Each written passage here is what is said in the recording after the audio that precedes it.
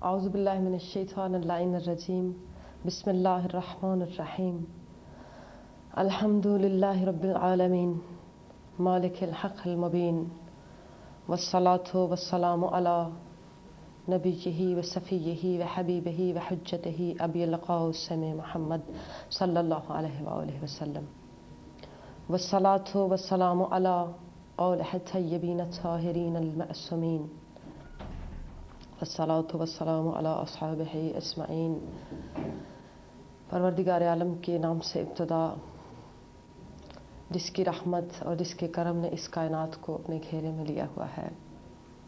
پاک ہے وہ ذات جس کی نشانیاں کبھی مٹتی نہیں، پاک ہے وہ ذات جس کے خزانوں میں کوئی کمی نہیں، کبھی کمی نہیں آتی، پاک ہے وہ ذات جس کا فخر کبھی کم نہیں پڑتا، پاک ہے وہ ذات جس کے خزانے سے کبھی دینے سے کم نہیں ہوتا، پاک ہے وہ ذات جو امیدوں کو کبھی توڑتی نہیں، پاک ہے وہ ذات جس کا کوئی شریک نہیں، وہ وحدہ لا شریک ہے، پاک ہے وہ ذات جو عبادت کے لائق ہے، جو بندگی کے لائق ہے، جو اطاعت کے لائق ہے، وہی ذات ہے جو محبت کے لائق ہے۔ اسی کے نام اور کرم سے آپ کی خدمت میں سب پوری دنیا میں جہاں جہاں تک میری آواز پہنچ رہی ہے، عالم اسلام میں بسنے والے مسلمانوں کو میرا سلام،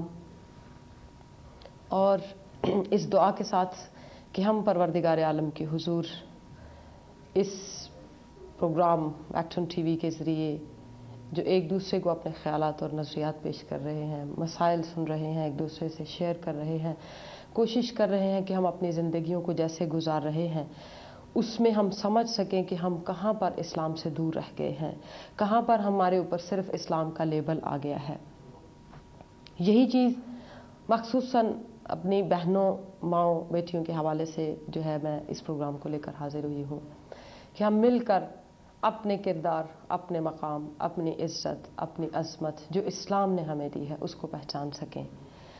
یہ سوچ کر ہر دفعہ آپ کی خدمت میں ایک ٹاپک قرآن کی آیت کے حوالے سے لے کر آئی، اور جتنی بھی میں نے کوشش کی اس سے پہلے آیات کے حوالے سے، خاتون کا جو ہے زوجیت کے حوالے سے اور اس کا مقام معاشرے میں اور اس کے حقوق کے حوالے سے میں نے جو ہے تھوڑا بہت آپ کی خدمت میں عرض کرنے کی کوشش کی۔ آج موضوع یہی خواتین کے حوالے سے ہے۔ میں سورہ نساء کی آیات سے اس کی ابتدا کرتی ہوں، اور میں پوری آیات کی تفسیر کی طرف جاؤں تو مجھے بہت ٹائم چاہیے، لیکن اس میں ایک خاص موضوع جو میں چاہتی ہوں کہ اس کو ڈسکس کیا جائے اور آپس میں بات کی جائے کہ یا ایھا الناس اتقوا ربکم الذی خلقکم من نفس واحدۃ وخلق منها زوجها وبث منهما رجالا كثيرا ونساء واتقوا الله الذی تساءلون به والارحام ان اللہ کان علیکم رقیبا۔ ہمارے پاس کالر موجود ہیں، ہم بات کر کے پھر انشاءاللہ اپنی۔ السلام علیکم۔ ہلو، وعلیکم السلام۔ جی فرمائیے۔ باجی میں نے آپ کو پتا پرسنل کوشچن پوچھنا تھا۔ آپ پرسنل کوشچن آن ایئر نہیں پوچھیے جی، پرسنل کوشچن آن ایئر نہیں پوچھیے آپ۔ about پتا کیا you know what it is I get very lazy, you know, like very you know when it's آپ ایسا کریں، ہلو آپ بریک اگر آپ ہولڈ کر سکتے ہیں، ہم تھوڑی دیر کے بعد بریک کی طرف جب جائیں گے تو آپ میں سے بریک میں بات کیجئے، ٹھیک ہے؟ آپ کا میں فون چکی رکھوں اور should I put the phone down؟ ہاں نہیں آپ بے شک ہولڈ کر لیں، تھوڑی دیر تک ہم جائیں گے انشاءاللہ، تو اس میں آپ ایک دو منٹ لگیں گے۔ I just want to ask you for some pradai, you know, to read over from the Quran۔ ہاں بالکل، میں آپ سے اس کے بعد بات کرتی ہوں، ٹھیک ہے جی۔ تو میں اپنے موضوع کو لے کر چلتی ہوں جو کہ اسلام اور قرآن کے حوالے سے پوری دنیا میں جو ایک کچھ پوائنٹ ہمارے اسلام کے بارے میں لے کر جو ہے اس چیز کو ایکسپلائٹ کیا جاتا ہے۔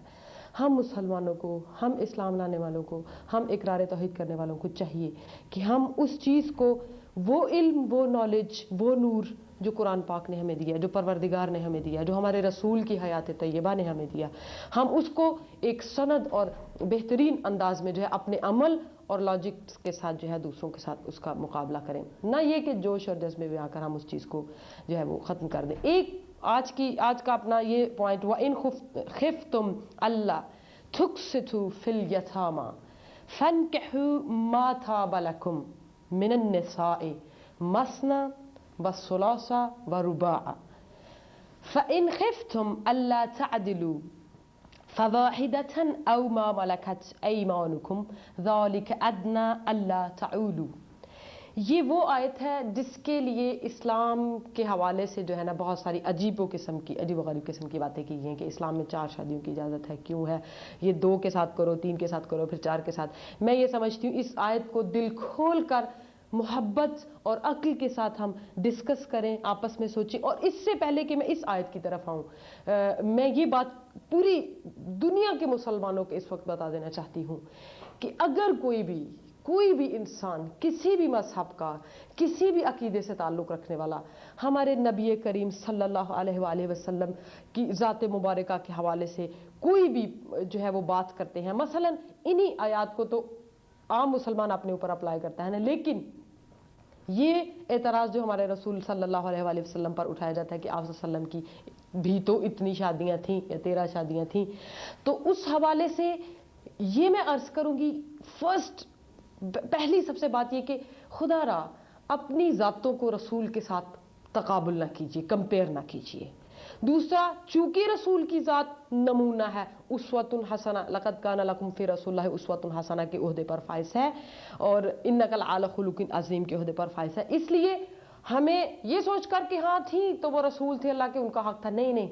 آپ یہ بات میں آج کے پروگرام میں آپ کی خدمت میں عرض کر دینا چاہتی ہوں. وہ تمام تواریخ, وہ تمام ہسٹری کی بکس 1 2 10 نہیں 100 200 کے قریبی اگر آپ کی خدمت میں لا سکتے ہیں تو میں آپ کو بتاؤں کہ رسول اللہ صلی اللہ علیہ وآلہ وسلم کی شادیاں جتنی بھی تھیں وہ آپ سوچئے کہ ہجرت کے بعد آپ نے کی, اور جناب خدیجہ کی شادی کے بعد جب ہجرت کے جو 13 سال جو آپ نے جو مدینہ پاک میں آیا اور آپ نے کی, وہ صرف اور صرف مختصراً میں آپ کی خدمت میں عرض کر دوں, صرف اور صرف اس لیے تھی کہ وہ اسلام کی خاطر مختلف قبائل کے ساتھ روابط پیدا کر کے اسلام کا پیغام دینا چاہتے تھے, اور اسلام کے پیغام کو, کفر کو ختم کر کے لوگوں کے دلوں پر لا الہ الا اللہ لکھنا چاہتے تھے, اور رشتہ داری اور ازدواج اور تعلق بڑھا کر محبت کی فضا کو قائم کر کے وہ ان منافقتوں کو دور کرنا چاہتے تھے, ان کینوں کو دور کرنا چاہتے تھے جو کہ اسلام کے حوالے سے لوگوں کے دلوں میں تھی. سب سے بڑا سٹیپ دیکھیے یہاں پہ خاتون کی کتنی بڑی ذمہ داری. خاتون نے ایک پل کا کام دیا